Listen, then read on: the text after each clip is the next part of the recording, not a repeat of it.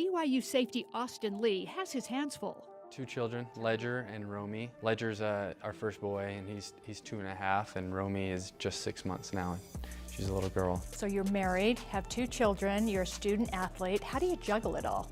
My wife. I give all props to my wife. It's hard to find that balance between schoolwork, between football work and film, and just coming home to be able to spend time with the family. It's hard, but it's not me at all. It's my wife. Lee credits his brothers for his competitive spirit and more than one childhood injury.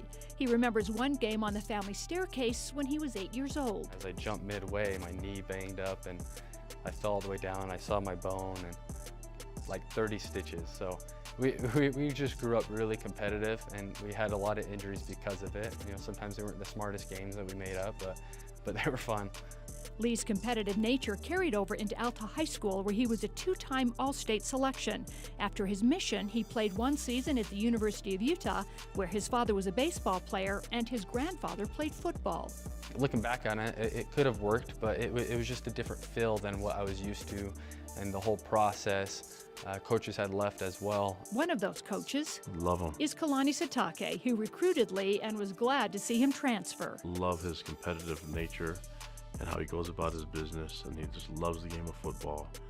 I just really wanted to have him part of our team. His last game when he stripped that ball, that's just Austin. He's a ball hawk. In practice, he's always trying to strip the ball, and he's always had an eye for the ball. So that's how I always thought of Austin and his role in our defense. He's a ball hawk. Lee said the Cougar defense has to make some big adjustments tonight against Utah State after the big loss at Washington. In fact, the Aggies were the first to offer Lee a scholarship. Last year they had our number. They beat us pretty good, and years past as well.